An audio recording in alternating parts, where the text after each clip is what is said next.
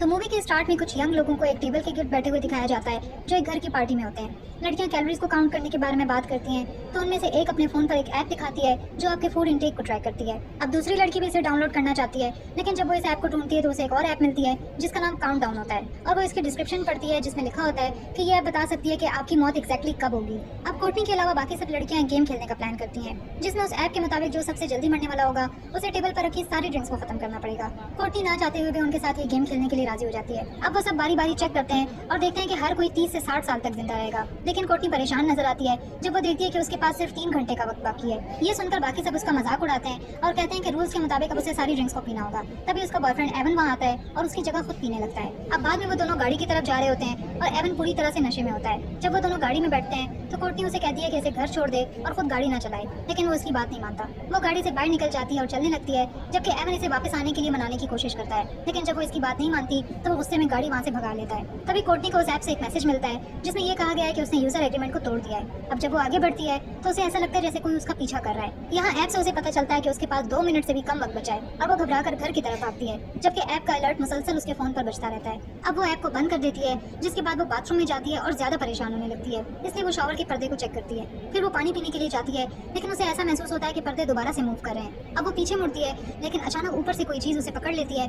और उसे शॉवर में गिरा देती है। जब काउंटडाउन का टाइमर 0 पर पहुंचता है तो वो मर जाती है। दूसरी तरफ एवन की गाड़ी का एक्सीडेंट हो जाता है और जिस सीट पर कोर्टनी बैठने वाली होती है वो पूरी तरह से तबाह हो जाती है। इसके बाद सीन चेंज हो जाता है और एक लड़की क्विन को दिखाया जाता है जो एक लिफ्ट से बाहर आती है और एक हॉस्पिटल में नर्स की ट्रॉली लेकर जा रही होती है। फिर वो एक कमरे में एंटर होती है और देखती है कि एक पेशेंट ने अपना लंच खत्म नहीं किया है। वो जानती है कि वो उसे कहाँ मिलेगा। ये एवन होता है जो हॉस्पिटल के बंद हिस्से की एक बालकनी पर बैठा होता है। वो उसके साथ बैठ जाती है और उसे कुछ बातें करके सर्जरी के लिए रिलैक्स करने की कोशिश करती है, लेकिन एवन उसे काउंटडाउन ऐप दिखाता है जो ये बताती है कि उसके पास अब सिर्फ 19 घंटे बाकी हैं। वो उसे उस ऐप और अपनी गर्लफ्रेंड के बारे में बताता है और उसे यकीन होता है कि ये ऐप जानती थी कि उसकी गर्लफ्रेंड की मौत कब होगी। एवन को लगता है कि ऐप ये भी जानती है कि वो अपनी सर्जरी के दौरान मर जाएगा। क्विन उसे कहती है कि वो ऐप की फिक्र ना करे और उसे वापस अपने कमरे में जाने के लिए कहती है। रास्ते में उनकी मुलाकात एमी से होती है जो क्विन से कहती है कि उसके साथ चले। इसके बाद स्टाफ के लोग उसे एक केक के साथ सरप्राइज देते हैं क्योंकि वो नर्सेस के टेस्ट में पास हो जाती है। अब जब वो सब बैठकर केक खा रहे होते हैं तो क्विन उन्हें उस ऐप के बारे में बताती है। यहाँ कुछ दूसरे लोग भी उस ऐप के बारे में पहले से सुन चुके होते हैं। वो उस पर हंसते हैं जब वो देखते हैं कि उसका एक कुलीग और यहाँ तक कि डॉक्टर सैलिवन भी 50 साल से ज्यादा तक जिंदा रहने वाले हैं। तभी अचानक एक आदमी एक औरत को लेकर आ रहा होता है जो ओवरडोज का शिकार होती है और एमी क्विन से कहती है कि वो मेडिसिन किट ले आए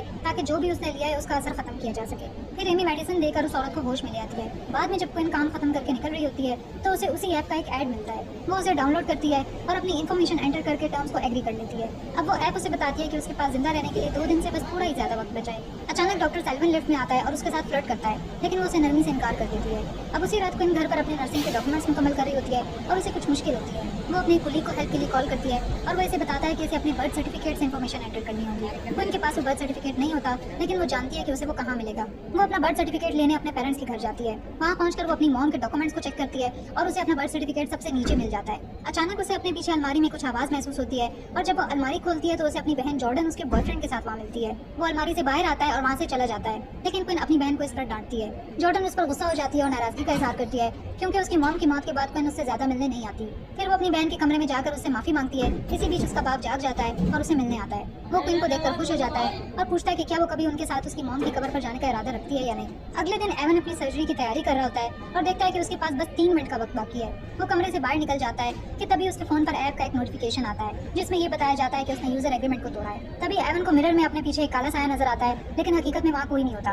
वो सीढ़ियों की तरफ भाग जाता है, लेकिन वो साया उसका पीछा करता है। यहाँ उसे ऐप से मुसलसल काउंटडाउन का नोटिफिकेशन आ रहा होता है। अब सीढ़ियों में अंधेरा होने की वजह से एवन बाहर नहीं निकल पाता। फिर उसे कदमों की आवाज सुनाई देती है और वो अपने फोन की लाइट का इस्तेमाल करते हुए नीचे देखता है, लेकिन उसे कोई दिखाई नहीं देता। फिर वो ऊपर देखता है तो उसे कोर्टनी नजर आती है, लेकिन ये असल में कुछ और होता है और उसके पीछे आता है। उसका फोन सीढ़ियों पर गिर जाता है और जब काउंटडाउन 0 पर पहुंचता है तो एवन भी गिरकर मर जाता है। थोड़ी देर बाद क्विन काम पर आती है और एमी उसे एवन के बारे में बताती है। क्विन उस ऐप के बारे में सोचती है और परेशान दिखाई देती है। फिर क्विन एवन के कमरे में जाती है और जब अपने कुलीग को सामान बांधते देखती है तो कहती है कि वो खुद देख लेगी। वो उसका फोन ढूंढ लेती है और देखती है कि उसे खोलने के लिए एवन का फिंगरप्रिंट चाहिए, इसलिए वो उसकी लाश के पास बेसमेंट में चली जाती है। अब वो उसका फोन उसके फिंगरप्रिंट से खोलने की कोशिश करती है, लेकिन वो काम नहीं करता। फिर वो उसके चेहरे से दोबारा कोशिश करती है और उसकी आंखें खोलती है, जिससे आखिर फोन खुल जाता है। वो देखती है कि काउंटडाउन 0 पर पहुंच चुका है। तभी अचानक एवन का हाथ क्विन को टच करता है, जिससे वो घबरा कर फोन गिरा देती है। अब जब वो फोन उठाती है तो देखती है कि एवन का सर उसकी तरफ मुड़ गया और वो उसे देख रहा है। वो घबरा कर लाश को दोबारा फ्रीजर में रख देती है। क्विन अपना फोन चेक करती है और देखती है कि उसके पास अब 2 दिन से भी कम वक्त बचा है और काउंटडाउन टाइमर उसी वक्त पर है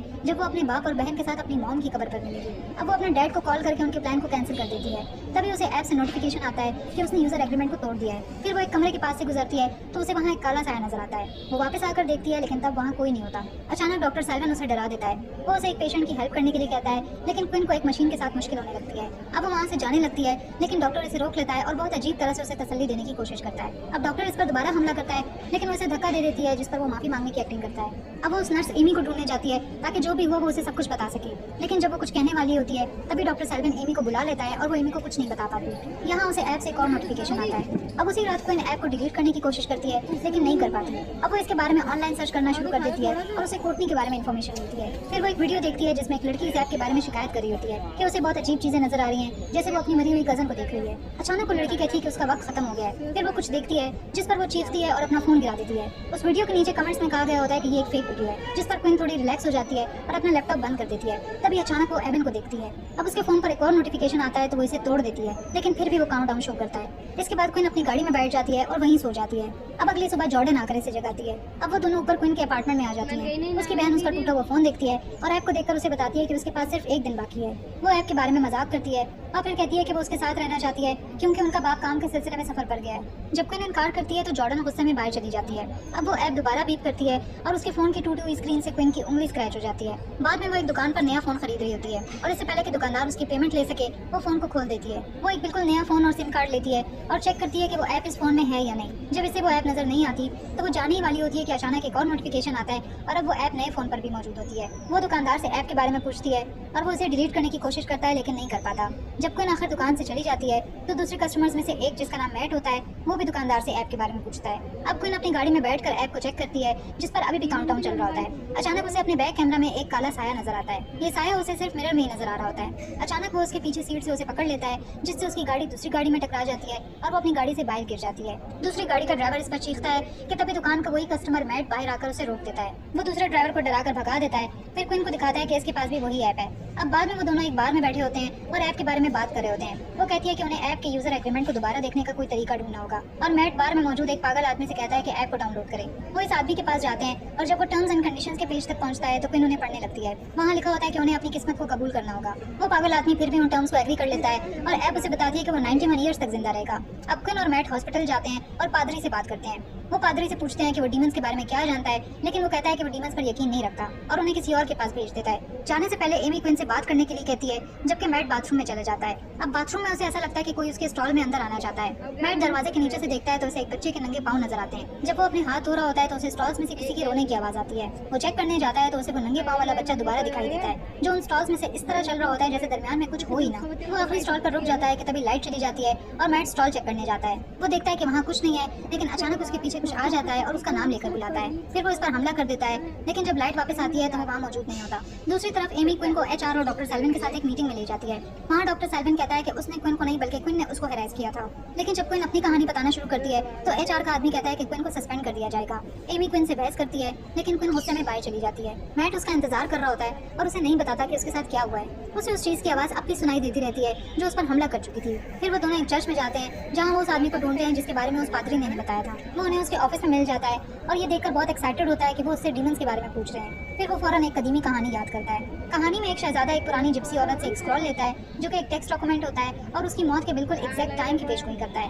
वो उसे वार्न करती है कि उसे इस इंफॉर्मेशन का इस्तेमाल अपनी किस्मत बदलने के लिए नहीं करना चाहिए, लेकिन शहजादा फिर भी ऐसा करता है और जिप्सी के पास वापस जाता है और उसे बताता है कि मौत उसके पीछे है। जिप्सी उसे बताती है कि ये मौत नहीं बल्कि एक शैतान है जो उसे टॉर्चर करेगा यहाँ तक कि वो उस वक्त मर जाएगा जो वक्त स्क्रॉल की पेशगोई में बताया गया था। वो उन्हें बताता है कि वो किसी ऐसे इंसान को ढूंढें जो ऐप को उनके लिए हैक कर सके। फिर वो दोबारा उसी दुकान के आदमी डेरेक के पास जाते हैं और उसे रिश्वत देकर मदद मांगते हैं। डेरेक उस ऐप को जानता है और उनका मजाक उड़ाता है कि वो इसे सच मानते हैं, लेकिन फिर भी उनके लिए उस ऐप को हैक कर देता है। उस ऐप का कोड लैटिन में होता है। उन्हें ऐप के तमाम यूजर्स के काउंटडाउन भी मिल जाते हैं जिसमें डेरेक का काउंटडाउन भी शामिल होता है। डेरेक अपने काउंटडाउन के सारे पैरामीटर्स को चेंज कर देता है। फिर वो क्वीन के काउंटडाउन को ढूंढता है और तभी वो उसकी बहन का काउंटडाउन भी देख लेते हैं। उसका टाइम तकरीबन क्वीन के टाइम जैसा ही होता है तो डेरेक उसे चेंज कर देता है। जॉर्डन ये चेंज अपने फोन पर देख लेती है, लेकिन उसके साथ बैठी औरत उससे फोन ले लेती है। मैट और क्वीन डेरेक का शुक्रिया अदा करते हैं और वो अपनी गाड़ी में चला जाता है। फिर क्वीन मैट से कहती है कि वो इस रात उसके साथ ही रहे। अब वो दोनों सोने की तैयारी कर रहे होते हैं और अभी भी डरे हुए होते हैं, इसलिए लाइट ऑन रखते हैं। फिर मैट अपने मरे हुए भाई की कहानी सुनाता है और क्विन अपनी मरी हुई माँ के बारे में बताती है। वो दोनों मरने से पहले उनके साथ बुरा सलूक कर चुके थे। अब वो दोनों सो रहे होते हैं कि अचानक लाइट बंद हो जाती है। क्विन को कमरे के सामने कुछ सुनाई देता है और वो मैट को जगाने की कोशिश करती है, लेकिन असल में ये शैतान होता है जो उसके साथ उसके बेड पर होता है। जब असली मैट उसका कंबल हटाता है तो वो शैतान गायब हो जाता है। अब यहाँ वो ऐप उनके असली काउंटडाउन पर वापस चली जाती है। अब क्विन अपनी बहन के काउंटडाउन के बारे में सोचती है। दूसरी तरफ जॉर्डन अपने फोन की आवाज सुनती है जो उस औरत के कमरे में बज रहा होता है और उसे लेने जाती है। वो देखती है कि उसका काउंटडाउन चेंज हो गया है। तभी उसके कमरे के सामने कुछ आ जाता है। जॉर्डन चेक करने जाती है लेकिन लाइट बंद हो जाती है। वो वापस अपने कमरे में आती है और दरवाजा बंद कर लेती है, लेकिन जब वो मुड़ती है तो दरवाजा खुला होता है। फिर वो अपने बेड के नीचे छुप जाती है और उसे अपनी मॉम की आवाज सुनाई देती है जो उसे बुला रही होती है और उसकी बहन के बारे में पूछ रही होती है। अब कोई उसके बेड को एक साइड की तरफ पुश कर देता है और अचानक उसकी मरी हुई माँ सामने आ जाती है। जॉर्डन सामने के दरवाजे की तरफ भागती है और क्विन और मैट वहाँ पहले से मौजूद होते हैं। अब वो दोबारा उस शैतान वाले पादरी के पास जाते हैं जो उन्हें लैटिन में वो कोड पढ़कर सुनाता है। ये असल में एक श्राप है जिसे वो तोड़ने और उनके ऊपर से खत्म करने का तरीका ढूंढ सकता है। उसे लगता है कि अगर वो उनमें से किसी एक को उस ऐप के बताए हुए वक्त से ज्यादा जिंदा रख सके तो ये श्राप खत्म हो जाएगा। उसका प्लान है कि वो एक पवित्र नमक के सर्कल में इतनी देर छुपे रहें कि उनमें से किसी एक को जिंदा रख सके ताकि ये श्राप खत्म किया जा सके। क्विन नमक को पेंट के साथ मिक्स करती है और जब वो जमीन पर नमक बिछा रहे होते हैं तो पादरी उस नमक को पवित्र करता है। वो सर्कल को फर्श पर पेंट करते हैं और मैट के काउंटडाउन टाइमर को चेक करते हैं। मैट परेशानी से एक तरफ हट जाता है लेकिन क्विन उसे तसल्ली देती है। अब लाइट्स बंद हो जाती हैं और वो सब सर्कल के अंदर चले जाते हैं। यहाँ शैतान करीब आता है और पादरी प्रे कर रहा होता है। अब डीमन उनके पीछे आ जाता है लेकिन वो सर्कल के अंदर नहीं जा सकता। पादरी उसे जहन्नुम में वापस भेजने की कोशिश करता है कि तभी ऐप जोर जोर से बजने लगती है। अब अचानक एक टॉय रोबोट उस सर्कल तक पहुंच जाता है जिसे सिर्फ मैट ही देख सकता है। यहाँ उसका मरा हुआ भाई सामने आ जाता है और धोखे से उसे सर्कल से बाहर निकालने की कोशिश करता है। फिर वो डीमन उसे पकड़ लेता है और खींच कर ले जाता है। क्विन भी उसके पीछे भागती है लेकिन जब वो मैट तक पहुंचती है तो एक गाड़ी उससे टकरा जाती है और वो काउंटडाउन के साथ मर जाता है। जॉर्डन भी जख्मी होती है और क्विन उसे हॉस्पिटल ले जाती है। अब जब डॉक्टर सेल्विन उसकी बहन का इलाज कर रहा होता है तो उसकी कुलीग उसे बताती है कि जो कुछ भी डॉक्टर सेल्विन ने किया उसे सब मालूम है और अगर वो उसके खिलाफ जाए तो वो क्विन का साथ देगी। वो दोनों गले मिलती हैं लेकिन क्विन देखती है कि डॉक्टर उसकी बहन से बात कर रहा है और उसके पास चली जाती है। वो डॉक्टर का शुक्रिया अदा करती है और एक प्लान बनाती है। जॉर्डन क्विन को बताती है कि उनकी मॉम की मौत उसकी गलती थी ना कि क्विन की, लेकिन क्विन कहती है कि ये किसी की गलती नहीं है। वो दोनों सुलह कर लेती हैं और जॉर्डन कहती है कि कम से कम अपनी जिंदगी के आखिरी लम्हे वो एक साथ गुजारेंगी, लेकिन क्विन को नहीं लगता कि वो मर जाएंगी क्योंकि उसके पास एक प्लान है। वो डॉक्टर सेल्विन के ऑफिस में जाती है और उससे माफी मांगती है और बड़ी चालाकी से अपने प्लान के मुताबिक उसे इस्तेमाल करती है। वो फौरन उसकी चालाकी समझ जाता है और पूछता है कि वो क्या चाहती है। क्विन कहती है कि वो अपनी जॉब वापस चाहती है और उसे हॉस्पिटल के बंद हिस्से में अपने पीछे आने को कहती है। अब थोड़ी देर बाद डॉक्टर अंदर आता है और वहाँ उसे ढूंढता है और जमीन पर उसके कपड़े पड़े हुए देखता है। ये क्विन की एक चाल होती है। अब अचानक वो उसे एक रेंच से मारती है और उसे मॉर्फिन इंजेक्ट करने की कोशिश करती है। तभी जॉर्डन आती है और उसे रोक देती है और शैतान उस डॉक्टर को खींच कर ले जाता है। क्विन को लगता है कि अगर वो डॉक्टर को उसके काउंटडाउन से पहले मार डाले तो ये श्राप टूट जाएगा, इसलिए वो उसे ढूंढने निकलती है। जॉर्डन क्विन के पीछे जाती है क्योंकि उसकी ऐप उसे बताती है कि उसके पास जिंदा रहने के लिए अब 2 मिनट से भी कम वक्त बाकी है। तभी अचानक वो शैतान उसके पीछे आ जाता है। इसी बीच क्विन डॉक्टर को ढूंढ रही होती है कि तभी उसे कुछ सुनाई देता है। यहाँ डॉक्टर उसे मार पीट कर बेहोश करने की कोशिश करता है लेकिन वो दोबारा उसके पीछे भागती है। वो डॉक्टर का पीछा करती है लेकिन डीमन उसे धक्का दे देता है और डॉक्टर भाग जाता है। अब क्विन को एक और ख्याल आता है। दूसरी तरफ जॉर्डन शैतान से भाग रही होती है और उसे छुपने की कोशिश करती है लेकिन ऐप उसके छुपने की जगह बता देती है। अब एक फ्रीजर खुलता है और जब वो उसकी तरफ देखने जाती है तो शैतान जॉर्डन को पकड़कर फेंक देता है। जॉर्डन का वक्त खत्म होता जा रहा है और शैतान उसे मारने के लिए करीब आ रहा होता है। तभी अचानक क्विन आती है और सिरिंज को अपनी स्किन के ऊपर पकड़ लेती है और शैतान से कहती है कि उसकी बहन को छोड़ दे। जॉर्डन उसकी मिन्नत करती है कि वो खुद को ना मारे। अब वो शैतान उसकी तवज्जो हटाने के लिए उसकी मॉम की शक्ल में बदल जाता है। जॉर्डन का वक्त खत्म होने के करीब होता है और क्विन की तवज्जो एक लम्हे के लिए हट जाती है, लेकिन फिर उसे समझ आ जाती है कि क्या हो रहा है और वो मॉर्फिन को अपने जिस्म में इंजेक्ट कर लेती है। क्विन अपने वक्त से पहले मर जाती है और शैतान उसे नहीं ले जा सकता और इस तरह वो इस श्राप को खत्म कर देती है। जॉर्डन अपनी बहन की डेड बॉडी पर रो रही होती है कि तभी वो देखती है कि उसके बाजू पर एक मेडिसिन का नाम लिखा हुआ है और फिर एक बॉटल को लुढ़कते हुए देखती है। अब वो उस मेडिसिन को क्विन के बाजू में इंजेक्ट कर देती है जिससे मॉर्फिन का असर खत्म हो जाता है और क्विन दोबारा जिंदा हो जाती है। अब कुछ टाइम के बाद क्विन, जॉर्डन और उनका बाप उनकी मॉम की कब्र पर जाते हैं। जब वो वहाँ से जाने वाले होते हैं तो क्विन को एक नोटिफिकेशन मिलता है। वो देखती है कि उसके फोन पर काउंटडाउन ऐप का बीटा वर्जन इंस्टॉल हो चुका है। अब क्रेडिट्स के बाद का सीन दिखाया जाता है जहाँ डेरिक एक रेस्टोरेंट में एक औरत के साथ डेट पर होता है। वो औरत काफी मायूस नजर आती है और जाने से पहले बाथरूम में जाती है। फिर डेरिक को ऐप से एक नोटिफिकेशन मिलता है जिसमें इसका काउंटडाउन चल रहा होता है। अब लाइट्स बंद हो जाती हैं और एक शैतानी आवाज सुनाई देती है जिसके साथ ही डेरिक की चीखें भी सुनाई देती हैं और इसके बाद मूवी खत्म।